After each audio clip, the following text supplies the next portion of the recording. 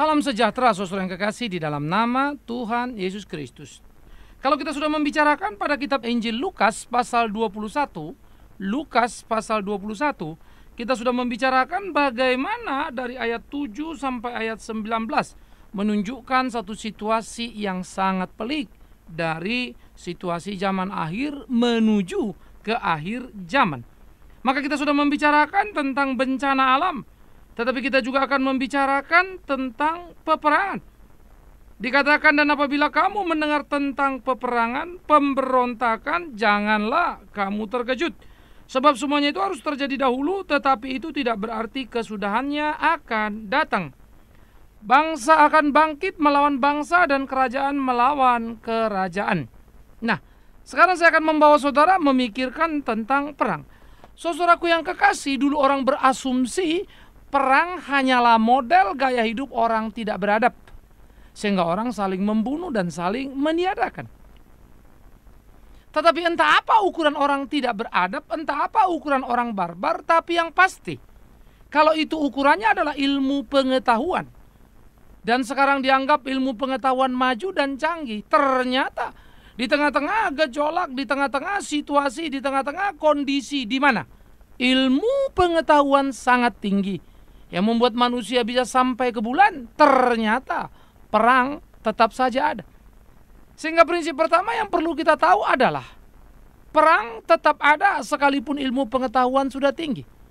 Sekalipun katanya manusia sudah beradab, atau paling tidak lebih beradab dari orang sebelumnya.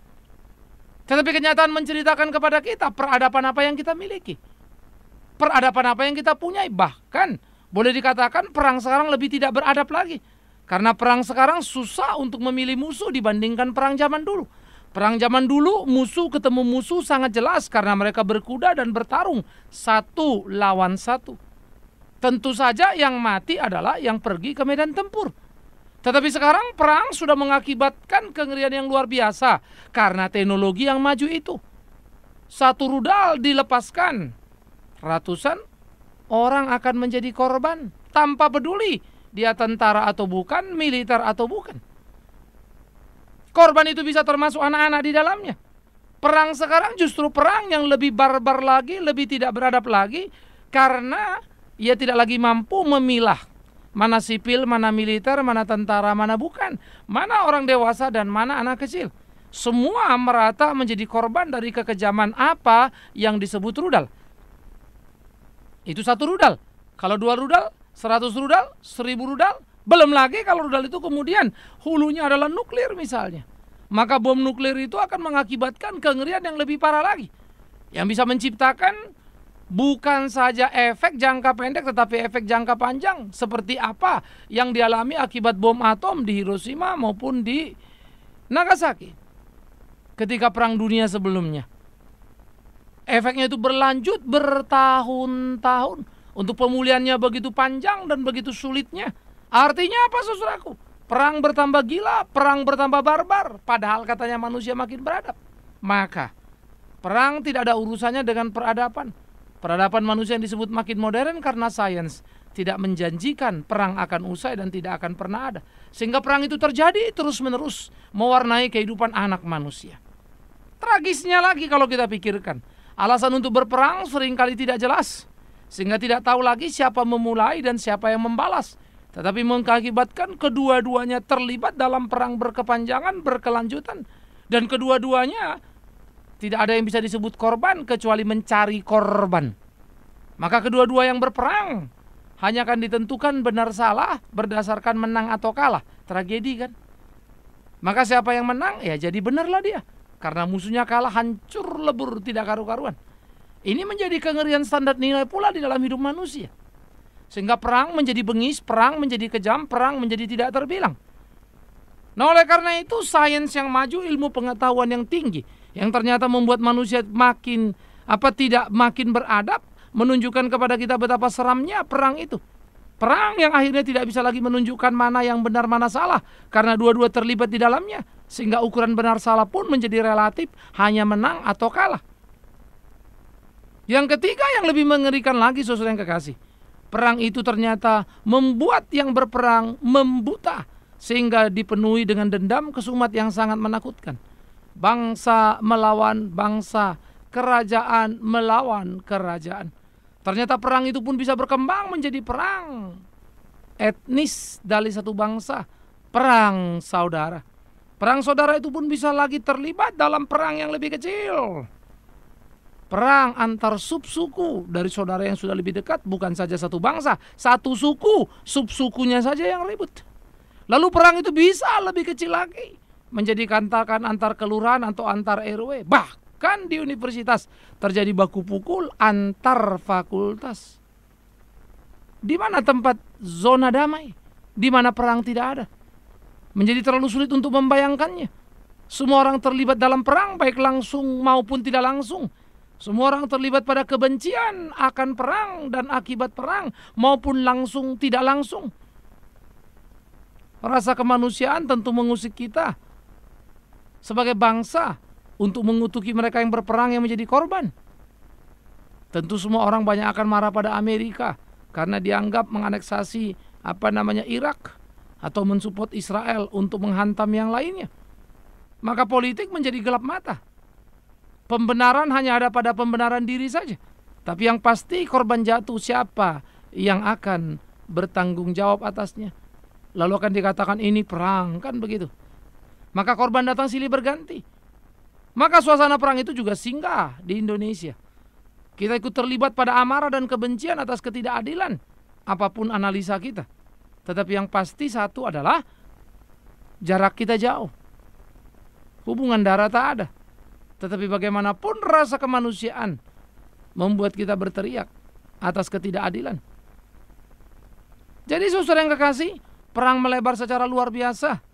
Bisa mengakibatkan kekacauan kengerian yang tak terbilang.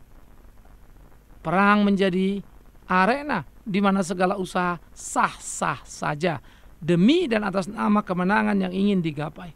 Jadi pertanyaan menjadi penting adalah, apa yang di Alkitab itu katakan ternyata betul sekali. Menyongsong kedatangan Kristus, perang akan terus menjadi-jadi. Pertanyaannya yang paling mendasar, mengapa? Apakah tidak bisa perang itu dicegah? Nyata-nyatanya ada PBB, perang tak berhenti. Pasukan perdamaian, apa yang didamaikan? Tak jelas. Paling mendamaikan yang sudah perang, habis itu perang lagi. Tapi perang yang diisi oleh tentara-tentara yang ikut perdamaian, ternyata tentara-tentara itu di waktu lain pun pernah ikut perang beneran, bukan saja perdamaian. Karena tiap negara pernah terlibat berperang. Nah, oleh karena itu saudaraku yang kekasih, menjadi sulit untuk menarik garis hitam putih tentang peperangan. Nah, kalau kau tanya kenapa, maka saya akan menjawab, perang menjadi bagian yang tidak terhindarkan karena gairah hidup manusia yang semakin kacau, di mana ambisi dan semangat cinta diri menjadi nomor satu, di mana semangat ingin saling menguasai menjadi luar biasa. Sementara di sisi lain, gairah untuk membenci tak lagi terbilangkan, tak lagi terbendung, tak lagi tertahankan. Amuk amarah menjadi bagian yang bisa dilihat setiap hari dalam hidup anak manusia. Ini menjadi kengerian-kengerian yang sangat menakutkan, yang membuat kita terjebak pada perangkap-perangkap hidup zaman ini. Saudaraku, inilah harusnya kita pikirkan dengan sungguh-sungguh. Bagaimana kita tidak terjebak menjadi bagian yang salah dalam kesalahan yang ada. Tetapi sebaliknya bagaimana kita bisa bermain dengan utuh untuk menjadi pemenang di tengah-tengah pertarungan yang terjadi. Yaitu tidak ikut berperang. Itulah sebetulnya kemenangan sejati kan. Tetapi realitas sosial atau politik membuat kita tidak bisa tidak berperang. Harus ikut berperang. Itu sebab pada negara yang membuat wajib militer, ketika siswa-siswa atau mahasiswa tidak menjalankan tugas wajib militer, wah mereka itu bisa dihukum. Jadi suka atau tidak suka wajib orang dilibatkan. Betapa kekacauan ini sangat menyedihkan. Betapa kekacauan ini sangat mengerikan. Sudah seharusnya setiap kita hidup seperti apa yang Tuhan kehendaki, untuk bertarung dan mempertaruhkan seluruh kehidupan kita guna puji hormat nama Tuhan kita, sehingga di dalamnya sungguh-sungguh nama Tuhan dipermuliakan. Dan saya kira bagian-bagian ini menjadi bagian yang perlu untuk dipikirkan dan dirumuskan. Betapa perang menjadi bagian yang tidak terhindarkan, mengharu biru seluruh rasa.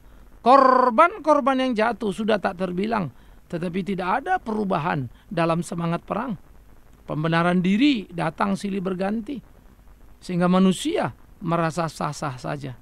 Di satu pihak orang mulai membuat senjata nuklir, tapi di selain pihak ada juga yang membuat senjata biologi untuk supaya dijatuhkan dan menjadi racun yang bisa beredar ke kiri ke kanan, memakan korban banyak sekali. Sehingga perang tidak bisa dihindarkan, tidak pernah bisa diselesaikan, tetapi korban terus berjatuhan, tak terbilang. Saudara, jadi perhatikan, dunia semakin modern tidak sama dengan perang akan usai. Ekonomi tidak rendah, ekonomi tinggi pun perang tetap saja menjadi bagian yang tak terbilang. Karena ada satu yang diuntungkan, yang lain dirugikan, sudah terjadi keributan. Perang antar geng pun akan mewarnai lagi keseharian di dalam kehidupan kita. Oleh karena itu mahasiswa yang notabene mahanya siswa di satu universitas bisa ribut antar fakultas. Ini fakta tak terbantah. Apalagi anak SMA 1 dengan SMA yang lainnya, SMP 1 dengan SMP yang lainnya, kelompok anak TK dengan kelompok anak TK lainnya mungkin. Maka akan terjadi keributan-keributan yang sangat sedih, yaitu merata pada setiap aspek umur. Tak jelas alasannya, tapi yang jelas adalah mereka ingin menghabiskan lawannya. Sudah tentu tak ada tujuan di sana, kecuali unjuk kuat, unjuk rasa saja untuk mengatakan saya lebih hebat dari kamu. Sesuatu yang begitu mudah, sesuatu yang begitu murah dipertaruhkan menjadi sesuatu yang sangat menakutkan. Dan itulah kenyataan dalam pertempuran dan kehidupan peperangan. Saudaraku, haruskah semua orang terlibat di sana? Haruskah semua orang menjadi korban di sana? Haruskah kengerian itu menjadi bagian yang tak terbilang dalam hidup kita? Maka saya pikir kita sama-sama perlu untuk memikirkan, perlu untuk bergumul di kehidupan kita bisa menjadi seperti apa yang Tuhan mau, supaya hidup kita menjadi hidup yang memuliakan namanya. Nah, pertanyaannya sekarang adalah bagaimana sekarang saudara-saudara melakukan apa yang menjadi kehendak Tuhan dalam hidupmu, supaya engkau tidak menjadi bagian yang terlibat dan tidak bisa melepaskan diri dari apa yang disebut perang. Tapi kalau engkau berharap bahwa dunia ini akan aman dan tentram, tidak ada perang, saya kira itu harapan kosong. Karena Alkitab mengatakan perang tak akan terhindarkan. Bangsa melawan bangsa, kerajaan melawan kerajaan. Kalau kita buat dalam ukuran sekarang istilah kita, ya, etnis lawan etnis, bahkan fakultas bisa ribut di dalam satu universitas, kelompok lawan kelompok, RT atau RW dan seterusnya yang mewarnai hari-hari kita. Sehingga makin hari kita melihat selalu ada yang menindas dan ada yang ditindas. Ada yang menang, ada yang kalah, tapi yang pasti tak ada yang benar, karena yang terjadi hanya mengeksploitasi rasa dan atas nama kemarahan, atas nama kebencian, orang berusaha meraih kemenangan. Mungkin mendapatkannya, tetapi dia hangus oleh kepuasan palsu. Maka perang tak akan pernah berhenti. Orang tidak pernah belajar dari perang untuk menghentikan perang. Orang tidak pernah belajar dari banyak jatuh korban, bukan saja nyawa, harta benda yang sudah dikumpul bertahun-tahun, habis dalam sekejap. Aneh tapi nyata. Itulah hidup manusia. Sehingga sebetulnya perang yang sama sekali tidak memberikan efek untung tetap saja menjadi perang yang digandrungi, bahkan dalam zaman yang sudah luar biasa. Sehingga sepertinya tangan orang gatal untuk mencoba teknologi yang ditemukannya, senjata ampuh yang dimilikinya. Mau demonstrasi, bukan cuma kau, aku pun punya. Hei, lihat aku maha kuasa dalam tanda petik. Dia tunjukkan alat-alatnya dia dan coba untuk menguasai dunia. Perang tak pernah berkesudahan. Manusia haus dengan ambisi yang luar biasa. Tetapi awas, perang tak sekedar di atas sana, tetapi juga terjadi di bawah. Tak sekedar kelompok besar, tetapi juga terjadi pada kelompok kecil. Perang yang bersumber pada ketidakmampuan mengasihi. Perang yang bersumber kepada kegagalan mencintai. Perang yang bersumber kepada ambisi yang tak terkendali. Perang yang tak akan pernah usai. Apa yang diajarkan Yesus menjadi satu bagian yang perlu kita pikirkan. Karena memang kondisi manusia di dalam menyongsong akhir zaman ini adalah pada kondisi yang sangat menakutkan, kondisi yang sangat mengerikan. Nah, sekarang lihatlah dengan realistis. Kalau Tuhan sudah mengatakan, apa yang perlu kita bantah? Lihatlah secara realistis. Damai hanyalah mimpi yang jauh dari kenyataan. Lihatlah secara realistis. perang tidak akan pernah selesai hingga Tuhan datang. Kalau begitu, untuk apa kita percaya kepada Tuhan? Dengarkanlah kalimatku. Perang boleh terjadi menciptakan ketidakdamaian, tetapi damai yang sejati ada bukan karena perang tidak ada. Damai yang sejati bukan karena engkau menang perang, tapi damai yang sejati adalah engkau beriman kepada Yesus Kristus anak Allah. Apapun terjadi, damai milikmu. Ya. Engkau bisa saja terlibat pada tempat yang tidak kau inginkan, terjebak dan terperangkap pada peperangan yang tak pernah kau impikan. Ada ketakutan, ada kengerian tentu akan datang. Dan engkau tentu akan berharap menang perang. Oh no, menang perang adalah menang atas kebencian, bukan menang untuk mengalahkan musuh yang kita sebut musuh. Karena toh apalah artinya kalau kita menembak musuh supaya kita menggapai kemenangan. Tetapi bagaimana kita menang atas ketakutan, menang atas kengerian, termasuk dan terutama adalah menang atas kebencian. Bagian seperti ini jadi bagian-bagian penting yang harus kita wujud nyatakan dalam hidup kita, sehingga kita tidak terjebak pada perangkap-perangkap yang salah dalam hidup ini. Tetapi sebaliknya kita tetap seperti apa yang Allah kehendaki, hidup menyenangkan hatinya, melakukan apa yang Dia mau, sehingga di dalamnya sungguh nama Tuhan saja yang ditinggikan, nama Tuhan saja yang dipermuliakan. Saya kira ini penting dalam perjalanan hidup kita sebagai anak manusia. Ini perlu untuk kita lakukan supaya kita bertarung dalam kehidupan menjadi seperti apa yang dikehendakinya. Nah, saudara, perang yang tidak terhindarkan harus dilawan, tapi bukan dengan menciptakan perang. Perang yang datang nyata-nyata mengancam harus dihadapi, tapi bukan dengan senjata. Apa? Wow, keberanian dan cinta kasih mengumandangkan suara damai. Sekalipun kita jadi korban menyuarakan suara damai, engkau akan menjadi korban yang terhormat, bukan korban yang sia-sia. Karena engkau mati bukan dalam kebencian dan dalam kerangka membenci seseorang atau dibenci seseorang, tapi engkau hanya mati menjadi korban dari kekejaman. Tetapi kematianmu terhormat karena menabur benih damai yang semoga bersemi. Bahkan kematianmu akan menjadi cerita yang tak pernah henti. Andai kata semua orang berpikiran sama, andai kata semua orang rela, alangkah indahnya. Tetapi ternyata semakin hari semakin susah menemukan orang seperti itu. Manusianya dipenuhi dengan amarah, manusianya dipenuhi dengan dendam, dan barisan itu makin hari makin panjang. Orang-orang yang marah, orang-orang yang kecewa terhadap realita, dan mereka menciptakan berbagai kengerian yang menakutkan, ancaman-ancaman yang mengerikan. Sehingga sungguh-sungguh saudaraku yang kekasih, apa yang mereka lakukan sungguh tindakan tak terpuji. Ini memang sangat menakutkan. Oleh karena itu marilah kita belajar bersama untuk hidup seperti apa yang Tuhan kehendaki. Marilah kita belajar bersama untuk melakukan apa yang Tuhan mau, supaya hidup kita sungguh-sungguh menjadi hidup yang menyenangkan hatinya, berjalan pada jalannya, ada di dalam Dia. Supaya hidup kita sungguh-sungguh menjadi hidup yang memuaskan hatinya. Karena itu, perang yang tak pernah usai, jangan pernah terjebak di dalamnya. Tapi perang yang tidak pernah usai tak perlu membuat engkau kecewa dan takut akan hidup ini. Perang yang tidak pernah usai justru menjadi kesempatan untuk bersaksi bagaimana sebetulnya keindahan hidup adalah damai. Dan di perang yang tak pernah usai, jikalau kau menubur damai, menemukan ajalmu, engkau tetap terhormat, karena damai yang kau kumandangkan, damai benih yang kau tebarkan. Kiranya ini boleh menjadi bagian yang meneguhkan, menguatkan setiap orang percaya untuk hidup dan memainkan perannya secara utuh. Tak memilih tempat yang salah, sekedar menjadi penyerang atau diserang, tetapi menjadi orang yang penting, yang secara aktif mengumandangkan suara perdamaian, supaya sungguh-sungguh orang boleh menemukan. Tetapi ingat sekali lagi, sampai Tuhan datang, perang akan semakin benderang, perang akan semakin nyata, perang akan semakin mengerikan, perang akan melebar, menghantam, melibatkan seluruh isi dunia. Maka perang tak akan terhindarkan, karena kebencian tak pernah usai, tak bisa diganti oleh apapun, oleh siapapun. Jadi jangan takut kalau perang datang silih berganti, seperti gempa yang tak pernah henti.